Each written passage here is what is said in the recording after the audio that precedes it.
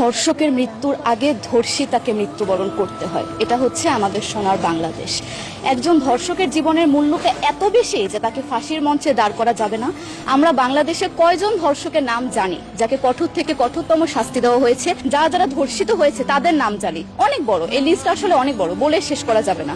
কুমিল্লার তনু, মাগুরার আসিয়া ও কিশোরগঞ্জে অষ্টম শ্রেণীর একটি ছাত্রীকে বাসা থেকে তুলে নিয়ে ধর্ষণ করা হচ্ছে। বাবার হাতে মেয়ে ধর্ষিত হচ্ছে, ভাইয়ের হাতে বোন ধর্ষিত হচ্ছে। আমরা আসলে নিরাপত্তা কোথায়?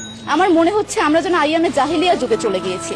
মাঝে মধ্যে মনে হয় এর থেকেও খারাপ সময় আছি আমরা, কারণ ওই যুগে মেয়েরা অ্যাটলিস্ট সম্মান নিয়ে মৃত্যুবরণ করতে পারত। জন্মের পরপর জ্যান্ত মাটিতে পুঁতে দেওয়া হতো, আর আমাদের ধর্ষণ করে নির্মমভাবে তারপর মৃত্যুবরণ করতে হচ্ছে।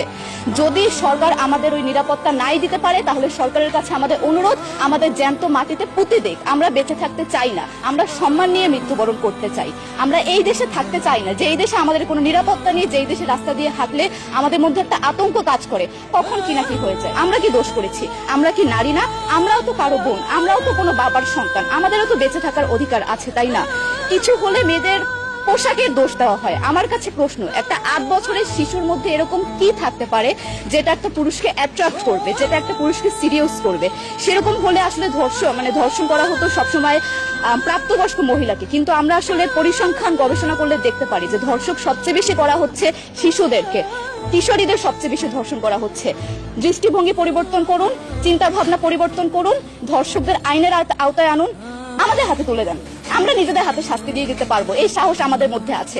বেঁচে থাকার জন্য আমাদের যতটা কঠিন হতে হবে, আমরা কঠিন হওয়ার জন্য প্রস্তুত আছি। আমরা ফাঁসি চাই, ধর্ষকদের কঠোর থেকে কঠোরতম শাস্তি চাই।